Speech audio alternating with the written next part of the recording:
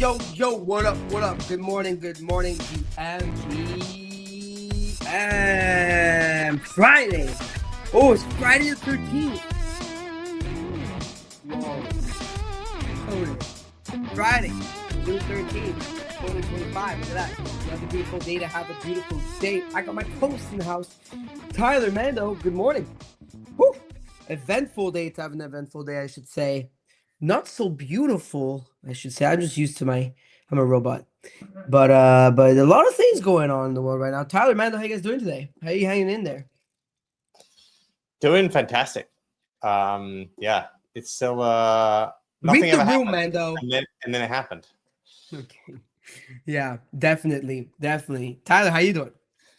I'm doing okay. I'm hanging in there. Our joyful June has changed a little bit. I think joyful is no longer the correct word to describe the month. No. Maybe we'll get back there. Time will tell. On a lighter note, I am excited because I'm going to Indianapolis for Game 4 with Pacers Oklahoma State Thunder NBA Finals tonight. So wait, you're going? Yeah. Well, I got a bet on you guys. All right. Pacers up 2-1. It's a huge game. So I'm excited to go down there. If anyone's around the Indy area, hit me up. I'm homies with the dad of the MVP guy, Shy. Oh, wow. Yeah, he's incredible. Yeah, his dad's a homie. I met him at a crypto event. Wow. He was sitting front row of my talk in Toronto like a couple of years ago. And with one of my friends who I guess he works with and helps him. And he was like, yeah, my son's like going to be MVP of the NBA. I don't follow basketball. And then 2 years later, the guy is making $100 million a year, fucking MVP. Yeah. The we need to pitch him our bags. Farokh, he's in a contract at $35 million a year, and that is only going to go up. So I will let his father know that Shy should take his next salary in Fartcoin from the OKC, right? He plays for Oklahoma, right? Is that right? Oh, see, I know a little bit. Got a little bit of NBA culture. Anyways, today on the show, well, we're going to have to talk about the war, which fucking blows, because I have no will for that, nor do I really want to talk about this shit, because it's literally the only thing we're talking about outside of the show, but it has direct effect on the markets, because, everybody's got to sell their Fartcoin when Israel strikes on Iran. This will never not be fun. There was a tweet which is like, ETH outperformed for a week and they started World War III. I saw that tweet. I think it was Evan. It's a bummer, but Fartcoin gets list. Of course, the day we get the fucking Coinbase listing, spot and perps, Israel's like, nope, we're gonna bomb the fuck out of Iran's leaders, and nuclear plant. So trying to keep it light here on the show, everyone. But obviously, it's not funny and it's not a good time. So obviously, thoughts and prayers for everybody affected, but may as well take it that way. So we're gonna talk about the macro. We're gonna talk about crypto. We're gonna try and go through Tyler's topics because there's still stuff going on. There was some Sharplink gaming stuff going on, this and that. So there's a lot of stuff to talk about. Definitely want to discuss with you. And then 3 winners. So it is Fartcoin Friday after all. So we are going to pick 3 people to come on the show and win some money. We're going to do some coin race as usual. And then last but not least, this show is powered by Wallet Connect. Wallet Connect is the connectivity network shaping the future of on-chain UX. If you've connected to Web3 app, you've seen Wallet Connect. That blue logo, it's everywhere. An icon of trust in crypto, as recognizable as Visa at checkout. Want to learn more? Follow Wallet Connect on X and Telegram to stay ahead of what's next. But also, as of this week, we are also sponsored by Kraken Pro. Kraken Pro gives active users exactly what they need. You get full control over your layout, drag and drop any module, customize it all. It's clean, it's smooth, and built for real traders. If you trade crypto, check out pro.kraken.com. Trade without trade-offs. Anyways, Mando, let's get on. Let's talk about this market because there's definitely a lot to chat. Who is the man, macro daddy of the land? Can you dig it? Yeah, not a great day for our bags, it feels like. I think there have been rumblings of this flare-up again in the Middle East. Obviously, this has been an ongoing thing for a while now. And Trump had been trying to get a nuclear deal signed with Iran. Remember, the last major one was signed all the way back with Obama. He had given a 60-day deadline to get that deal done, and then on the 61st day, you've seen this. So people, I think there was some assumption that nothing ever happens with these sort of things, and something's happened. So they did strike, obviously, a number of the nuclear facilities or assets which help the nuclear facilities, as well as strikes against many of the senior Iranian commanders. It seems as though this might not be over or even close to over here. There's indication from Israel, they're saying this could go on for another 2 weeks. Obviously, Iran says it will respond, and then Trump has said, come back to the negotiating table or it's going to get worse. But we saw markets really react, as always, kind of poorly to war, at least in crypto. In stocks, it's not been that bad, if I'm honest. But in crypto, we saw Bitcoin go down to 102K on the news. It's since bounced back to about 104.5. ETH went down to about 2,400. It's now back just above 2,500. I don't know where Solana went, but maybe around the 140 area. Yeah, that's exactly it. It bounced at 140 on the dot. Yeah, and it's now at 145. But that's majors. A lot of altcoins as well got the wind taken out of them. So big moves like 10 to 20%. I think crypto maybe is acting worse than macro here, because generally it will be open on the weekend, and people don't love crypto on these like a liquid weekends when Israel and Iran are going at it. We've seen that before. So I think this isn't kind of the end maybe of the volatility in crypto, at least. We'll see kind of how it shakes out next week. Stocks are down about 1% on the S&P 500. The NASDAQ is down also about 1%. So really not a big move in stocks. In some ways, it's being taken, it's a bit mixed for US stocks, because obviously a lot of them are defense related, and there is something to be said here about the actual effectiveness of the strike might actually lead to a better scenario in, let's say, the medium term with negotiations coming back. So like, it's not conclusive kind of what the end game is here, but it does seem as though crypto continues to not react well to this sort of stuff. What we did see is oil and gold move up pretty rapidly higher. Gold hit an all-time high. It's at 3,400 odd right now. And oil took a big move higher, both on Brent and WTI. This oil chart, gold chart is crazy. Yeah. So that tells you, though, that Bitcoin will catch a bid too, in my opinion. And I think, although we react badly to headlines in crypto generally, I do think the headline that we probably just saw is probably the biggest headline that you will see. The other one, I mean, there are a number of other major nuclear facilities in Iran that maybe they hit, but I don't think you're going to see a bigger headline than the one we just saw, basically.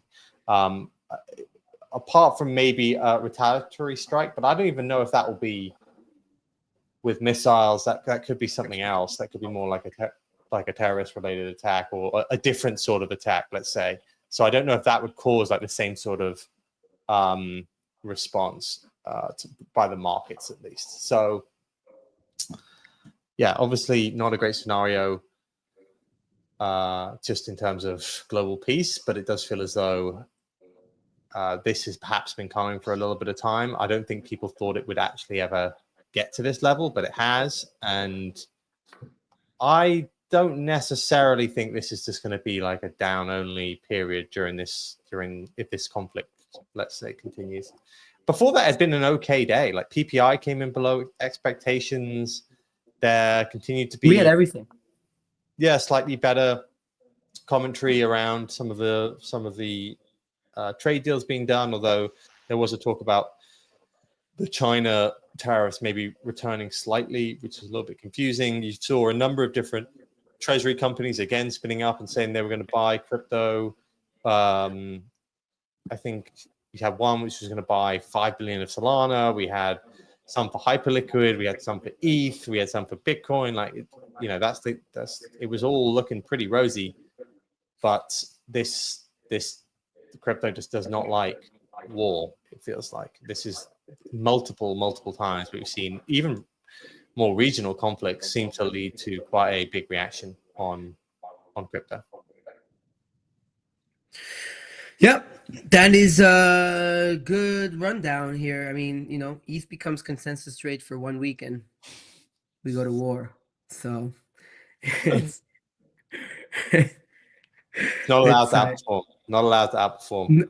It's so frustrating. I'm sure a lot of people feel that way. It is a tough token to long. I think I don't really want to comment on the conflict itself. I just want to be zoomed in from a trading perspective. I think a couple of takeaways that I had. One, I think it's somewhat notable that Bitcoin sold off more during the Trump-Elon fight last week. We touched 100,500. I think the bottom I saw yesterday was 102.6. So perhaps a sign that the dips are becoming more shallow. But with that being said, I'm not holding my breath that we're out of the woods on this just yet, especially if we see action headed into in a liquid weekend, like Mando said. So it doesn't necessarily feel like a time to me to be like rushing back into positions or turning up the levered dial just yet. Yeah, that's it's definitely a lot going on right now, and all we can do is just wait it out and see what happens this weekend. But this is probably not going to stop. Like, there's an ongoing, like we were laughing when I said nothing ever happens. Like, something did happen this time, so it's good for everybody not to just maybe don't leverage trade and get chopped up up and down, because there's going to be wild volatility probably this weekend again. And there's ongoing war. I mean, I turn my notifications on for these pages that gives you updates on like all the strikes. I woke up to like 500 notifications. Yeah. Yesterday, the OSINT Defender pages and all those ones? Mm-hmm. Yeah, I follow that one as well. Yeah, that one. Like these ones, like it posts like every minute though, dude. Like it's this one. It's specifically this one. So I was just saying for people who are curious, this one specifically seems to be giving unbiased like updates. I don't read the opinions that they have because I don't give a shit about their opinion. But it's just like give you updates on, oh, now this area, oh, now Iran said this, now Israel said that. So they give you good like this, like several launches from the northern Lebanon. Like they give you a good update. If this is the stuff that gives you anxiety, just don't follow them. It's not for everybody, right? So just I do want to give the disclaimer out there. But for me, I like to be aware of the shit that's going down. I think this is where X shines, right? And people love to bash on Twitter, but breaking global news, if you can find the objective sources, right? I mean, I was with a friend last night who I got the notification fast because I'm on my phone and I read these notifications really quick. And I was like, yo, this just happened. Went 50x short Bitcoin. Not me, him. And then made some money and then closed it. I mean, it's like you have that edge, I feel, on X, right? But I feel like stocks know everything first. Like stocks started kind of dipping during the day, no, Mando, yesterday? Like a little crypto knows first. That's what I've noticed. Crypto knows whenever there's a potential. Well, we get hammered the most, yeah. It definitely knows. Like when everything was looking rosy probably 2 days ago, about 2 days ago, I'd say. Suddenly started turning, and then you suddenly started seeing these headlines about embassies being shot, and like, oh, okay, it is what it is. Yeah, it is definitely what it is. Anyways, Tyler, let's see what you got for us today. For daily NFT and crypto analysis.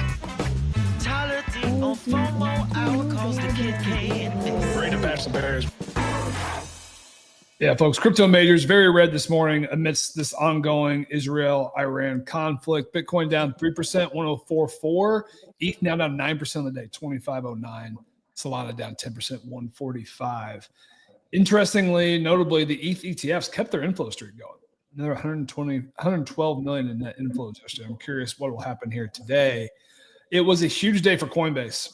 Arguably the biggest news of the day, not related to Israel-Iran. Some major announcements out of their product day yesterday. So they've given green light to perp futures in the U.S. They have this partnership with Shopify to accept USDC payments on Base at select Shopify stores. I believe they teased an integrated DEX on the native Coinbase platform, as well as I feel like the flashiest news that people really rallied behind was this Coinbase One card, their new credit card, with up to 4% back on purchases in Bitcoin coming this fall. So some major announcements there. We'll dig into that in a minute. This morning, Walmart and Amazon reports they're reportedly exploring issuing their own stable coins. So all the big players are looking at stables. Mando alluded to this, but DFDV is the Solana corporate treasury company that announced a $5 billion equity line to continue to buy SOL, their SOL corporate treasury. Along with their new stated goal, this is kind of a catchy new line. They want to maximize SPS, SOL per share. I like that tagline. And disclosure, we're in talks. We're hoping to have DFDV on the show next week. So we'd like to hear more from them firsthand about their plans. We also had this Tony G co-investment holdings. They became the first public company to build a hype corporate treasury. They bought 10,000 hype for $400,000. And then we got to talk about it. Ethereum treasury firm Sharplink Gaming, SBET stock plunged 70% last night amidst the release of details of their investors and their chosen lockup periods. I think we'll get into more of the details for that as well. Going into token airdrop and protocol news, Rekt. Big day for Rekt. We spent 30 minutes on Rekt yesterday. We don't need to spend as much time today, but they announced Jupiter took a position in the token. They opened up a bridge to make Rekt tradable on Solana, and then Jupe stakers are going to be eligible for this next limited edition release of Rekt drinks. So some big announcements there. We had Hyperliquid launch access to gold trading via Tether's XAUTO token, so you can buy spot gold on Hyperliquid now via that. There's a new InfoFi launchpad, Shout.fun. They rolled out a new 12-week points program.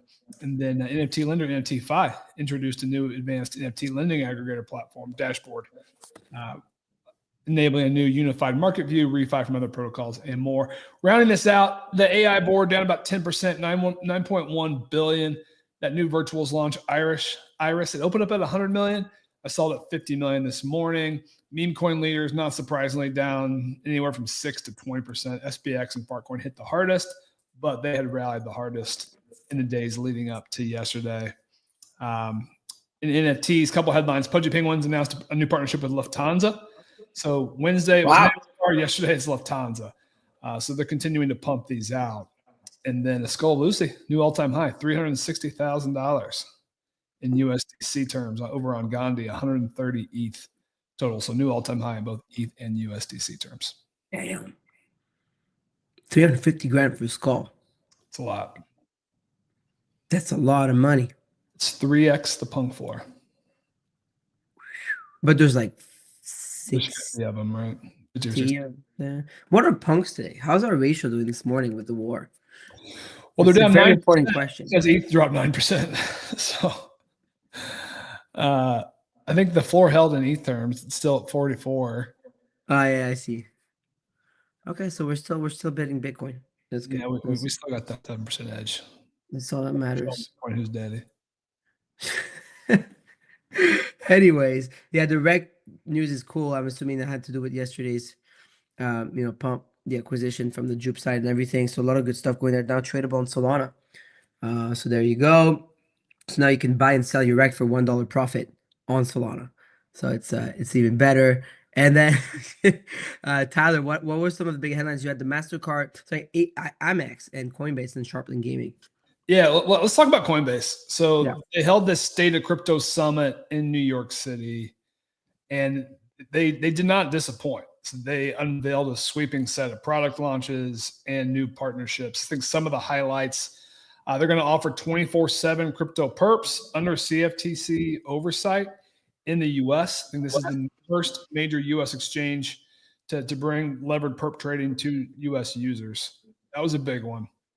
They're opening up crypto operating accounts for businesses.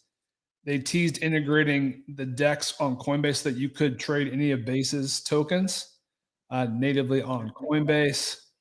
They opened up these USDC payments with this partnership with Shopify. So now merchants using Shopify payments will be able to accept USDC on Base. And then this Coinbase will, in partnership with Amex, new credit card offering up to 4% Bitcoin back. Looked into the details a little bit. It looks like to unlock the highest tiers of returns. So to get 4% back, there are thresholds of how much assets you have to hold on Coinbase. So there are some incentives or rules to that to unlock those tiers. But that's still a pretty splashy return, especially for folks who already do hold funds on Coinbase. So some really big headlines, to be honest. And I've certainly been critical of Coinbase on the show, but they're pushing forward. Yeah. I mean, I also good to note that Amex has now entered the ring because they had it before, if I'm not mistaken. Oh yeah, good point. Actually, that hadn't dawned on me. It's been on Visa, who's the biggest and first, and MasterCard recently with MoonPay. But Amex joining is pretty big in my opinion. I like the card. I signed up for the wait list. I'm probably it's flashy. It's black. Looks good. I saw a tweet. I gotta find it for you guys. It's really, really out of pocket. Oh yeah. Can I read it on the show even? Mando, you're gonna love that one, dude. It's Friday. We need some lighter. All right. Yeah, so I was at a really nice loft party in Manhattan, pulled out my Coinbase Premium Amex card with 4% BTC back to cut up some lines. The next thing I know, I'm in a basement for 4 days tied to a wheelchair getting my balls electrocuted. Oh man. Disgust. It's man, just for every big news, there's always this one tweet that's so funny. I thought that was so out of pocket. But yeah, it's a great card. I love it. I think is it only for USA? I don't know the answer to that, so I'll have to look into the fine print. 4% Bitcoin back. Like I spent a lot of money on my Gnosis Pay card. Mm-hmm. Like 4% back is significant, especially with Bitcoin going higher. Like there's an eternal TWAP on Bitcoin, so I think we're all tired of like the last generation of like points credit cards, and the points all got points away. It's like let's just get hard cash. Yeah, crypto. Degenz confirmed points only. Oh, before we go to the next news, the code today, you go to rafflebot.xyz. The code is Degenz Live, and Sims is the tweet up. It is. Oh, you already posted 20 minutes ago. So breaking news here. So first of all, the quote is Degenz Live, DEGENZ LIVE. Breaking news before we get into the other news from Tyler is that we will now be hosting the show on Kick under one big umbrella. So FOMO Hour, Monday to Friday, 10 a.m. Eastern Standard Time. Underexposed, which is hosted by Tyler, our very own Tyler, D's, Jeeves, and Pierce on Tuesdays at noon Eastern Standard Time. And Rec Radio, which is hosted by Mando, our very own Mando, OSF, and Keyboard Monkey. And I'm hearing that there might be some additions there, which is on Wednesdays at 12, right? Wednesdays at 12, yeah. Wednesdays at 12. All of these shows will now be all hosted and powered by Myriad, Yeet, and Wrecked. So this is the 3 companies, 3 brands, and a bunch of friends and cool creators. You know, us 3 here, plus the rest of the crew that I just named, getting together under one big umbrella that is Degenz. And that we're going to host our shows on Kick for the reason that, you know, we want to start tapping into a different audience. We believe that we've not maxed out the audience on X, but as you know, the streaming is not great on here. We try. but it's not the best. And so we are going to be hosting on the one umbrella brand. And since we have Degenz, we figure we do it on there. And so it'll be the same as usual, but everything, pushed on the accounts, etc. So it's gonna be a lot of fun. We're all excited to do this with you guys. Make sure you share the news. And from Monday, right, if I'm not mistaken, from this coming Monday, we're still going to be running the Twitter Spaces as is, because we believe that we still do need to tap into Spaces a bit, though it's a little bit annoying sometimes. But we believe that on video, it's better to have everything live in one place. So we're not going to be streaming on YouTube anymore. We're not going to be streaming on Twitter anymore. All the live action for all of the shows I named, so Rec Radio, Underexposed, and FOMO HOUR, are going to be on Degenz, and then we're going to repost the VODs on YouTube, on Twitter, etc., and other platforms. So we're going to find a good way to grow outside of our little bubble.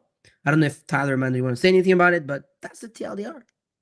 No, you've hit it. The return of Degenz. I think they're using the same Degenz account, right? Yeah, we did. So I bet a bunch of you are already following it. But yeah, I think all the video content on X is not the best. And we just felt like this was a good way to do it. So, and it's all going to be in one place. I think it's those shows, but then who knows? We can have a ton of different people. I think you're going to kind of stream, I reckon, through that show as well. So it'll be a good one to follow. That's what I'm excited about, having the three shows all under the same umbrella. And then I think it's going to be easier for us to like think about how we expand from there. Right? Yeah. Plus, like, I think KBM sometimes wants to will do his own thing. He's going to go on the Degenz live. Like maybe Tyler, if sometimes you want to fuck around and stream, like if I want to pull up, like we're going to like, if Degenz live is really going to be like this, like really cool, like consortium of creators and friends and brands getting together under one umbrella. Everything's produced by Rug Radio. So just for the Rug Radio holders out there thinking, yo, what's going on here with the Rug Radio? Nothing changes. So we're producing the whole thing. But we figured that having one brand in one place, one location, and putting all our efforts and our because we all have a fuck ton of followers, right? So efforts into one place. So we're going to be on Instagram, Spotify, Kick, YouTube, and X, all Degenz live. And then on X, though, the FOMO, Underexposed, and Rector will still exist as their own individual brands and pages, but those are going to be one place so that you can get your alerts. So you can turn on your notifications for Degenz live on X if you want to be quick to getting the Kick links. And as usual, Yeet is going to power all the giveaways. So don't worry, we're still going to get some money to you guys. And actually, 3 of you guys are going to win some money today. Sam, if you have the Kick app on your phone, it will notify you when we go live every time, so you won't ever miss it. There you go. Kick, co-founded by an Iranian brother, by the way, Bijan. Steak.com is Iranian by an Iranian guy. So shout out to Persians out there. Anyways, I had to shell my Persian people for a second. Tyler, back to you. Yeah, let's get into a couple of these corporate treasury. Let's talk about this Sharplink thing. I want to talk about this Sharplink because it's a big thing. Also, we want to stop on the hour today and be on time, but we have to talk about this.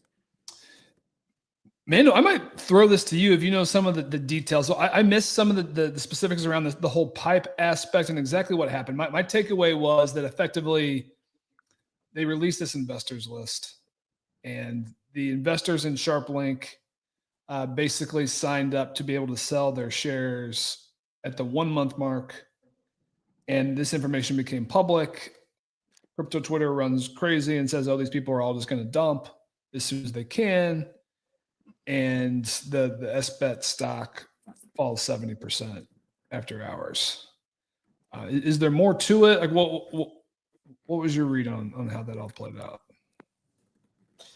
I think there was some confusion, but it is clear that there was some registration for a resale of equity, as in like they were going to sell equity, but it could come from existing holders. And that wasn't the best look, I don't think. It'd be like if MicroStrategy bought a bunch of Bitcoin and then everyone who got into MicroStrategy before that was announced then said, well, it's not everyone, but then MicroStrategy said, hey, actually, we kind of resell the people who already own the stock here. I think these sort of structures, to be clear, are very common in many of the recent Bitcoin treasury announcements, particularly the ones which are like this dead company buying crypto. Generally, how they get funded, just to be clear, like these companies don't just have like 50 million of cash on the balance sheet. They get funded by these people who come in and say, hey, we'll fund it. Do you make a public announcement that you're going to do this? And then in a month's time, I'm free to sell my shares. That's how you can get in on some of these sort of things before they get announced. That's basically what's been happening. So this is actually very common of what's going on right now. So we may see this from a broad range of the companies announcing altcoin or Bitcoin strategies. But it's obviously not a great look that this one in particular was tied to one of the co-founders of ETH, and I think it probably left a bad taste in the mouth of like, why would you look to resell this if the idea is to be the MicroStrategy of ETH or something along those lines? The real thing would just be to sell new equity and buy more ETH, not we're gonna do some form of a resale. So I think that's what caused the bad reaction. I think it's probably overblown, but yeah, it does feel like a little bit of a fumble, I have to say. It does.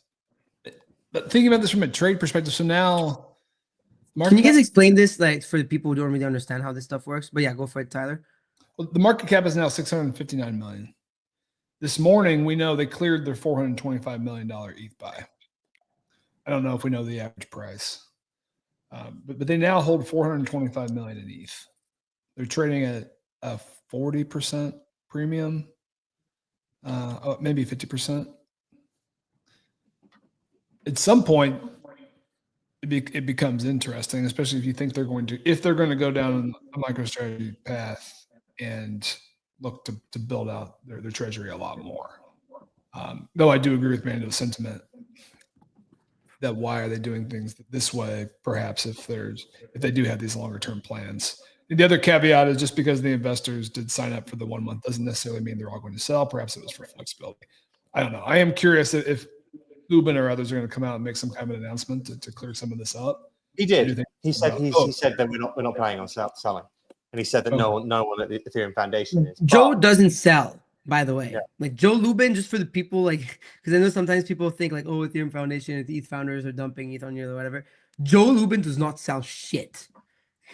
Just FYI, I'm just gonna put it out there because I really like this person, and I know that for a fact. But go ahead.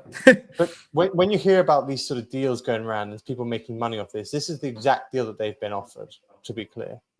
Hey, give us some money for a share sale where we're going to buy some crypto for this dead company, and you'll get to there's a lockup, but you'll get to sell your shares at X point in the future. That is a common strategy of a lot of these deals.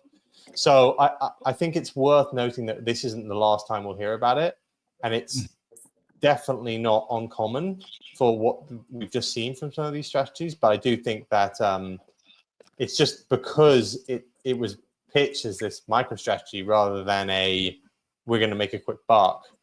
I think it basically backfired on mainly on Joe, I think, more than anything, right?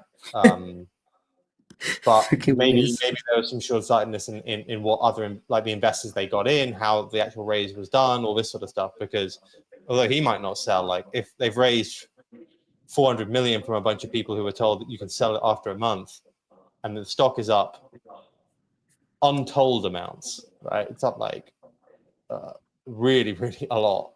Then they're going to sell.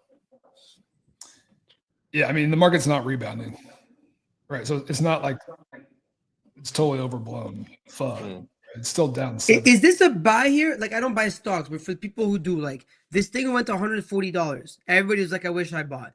At $40, $50, $70, everyone wish I bought. You're getting this thing $10 now.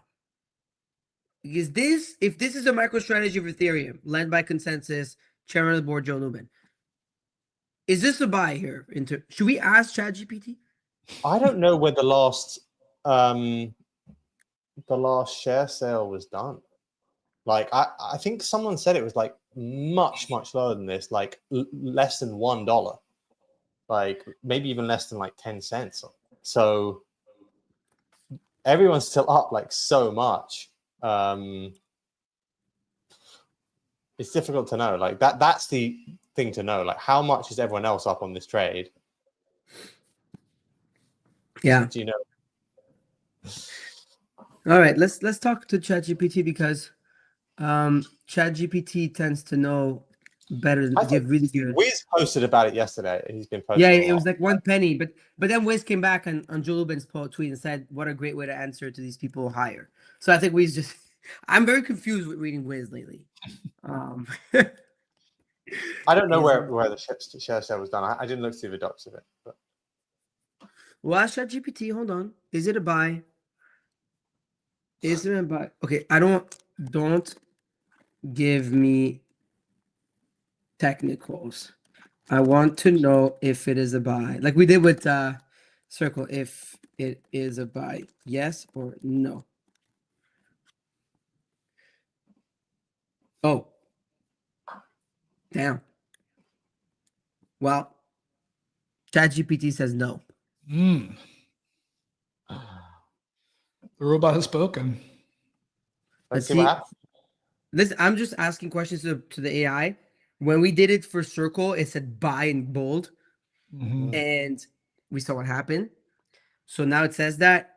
We'll see. Yeah, we got to use ChatGPT. Anyways, so yeah, good question, Tyler. Like, what happens to the rest of these companies and stuff? We'll see. It seems like this was just a normal thing, like in the filings, like Julian was explaining. This is something you have to do when you're dealing with securities.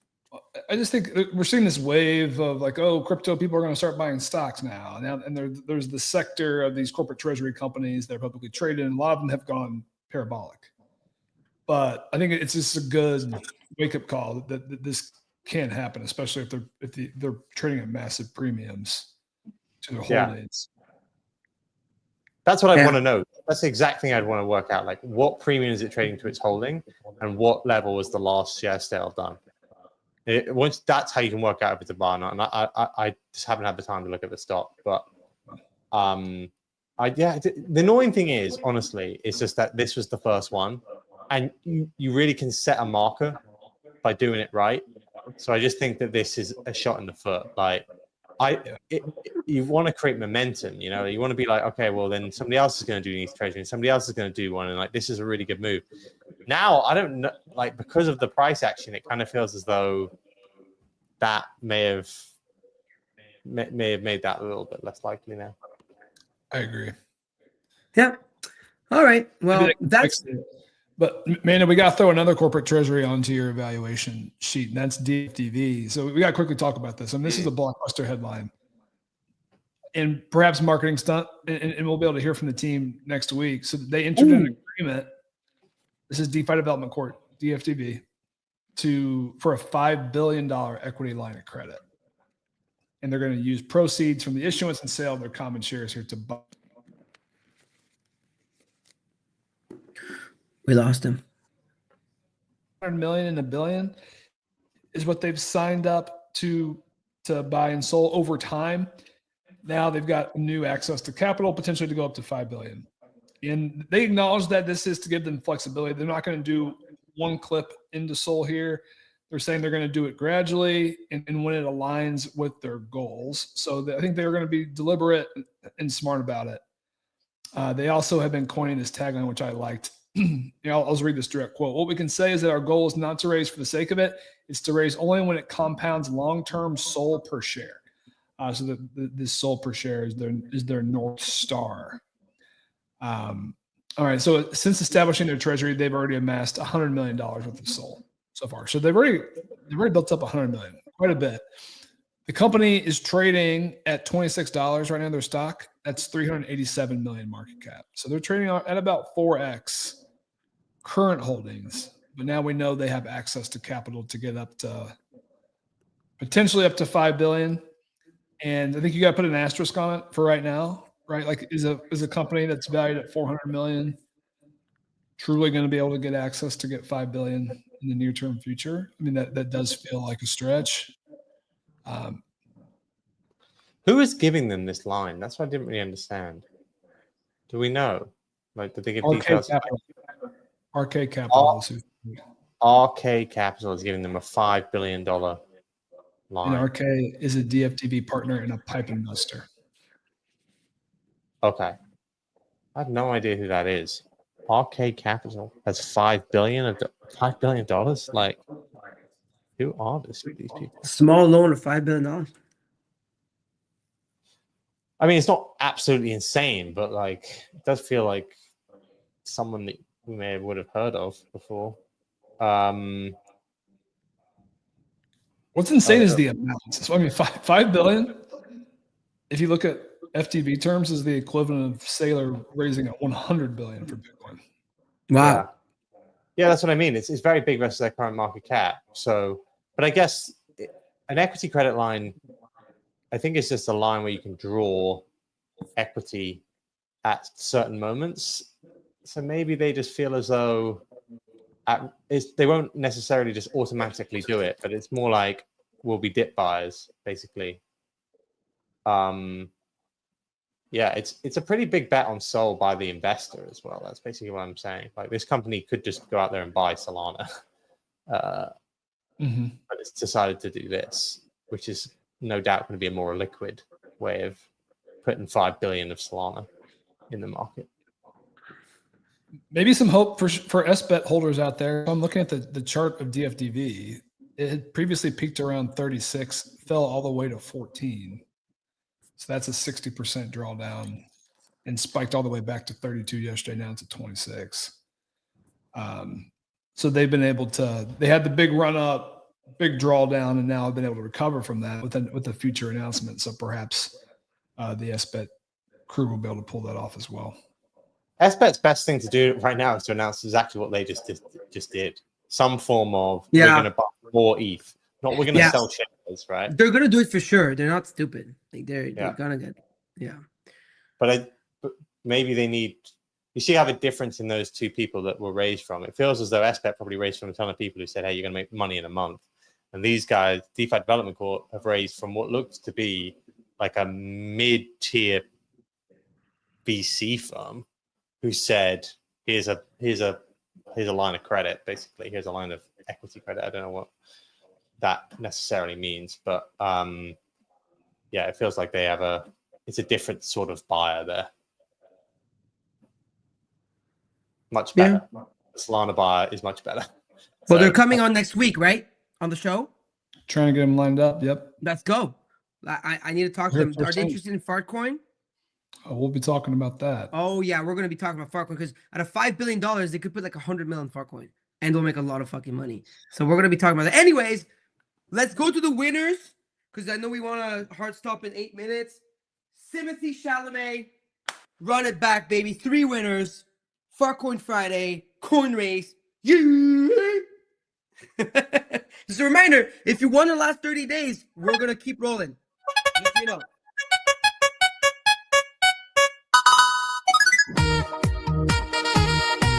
Good vibes. Good vibes. Let's check if you won. We are approved. Approved. Only good vibes, baby. Where are you? Only good vibes. Get your ass on stage.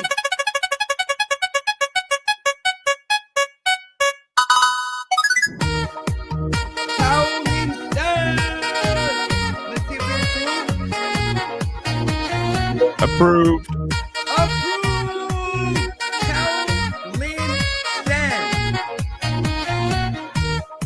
Kaolin San. Kaolin San.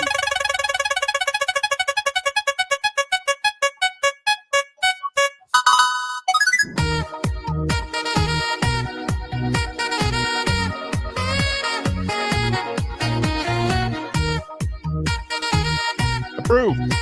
Approved!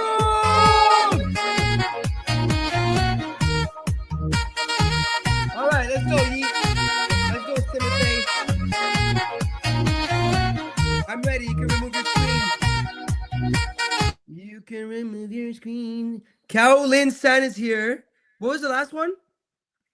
Bacon, egg for cheese. Bacon, and they're all here. Fucking amazing. Fucking incredible. Today is incredible.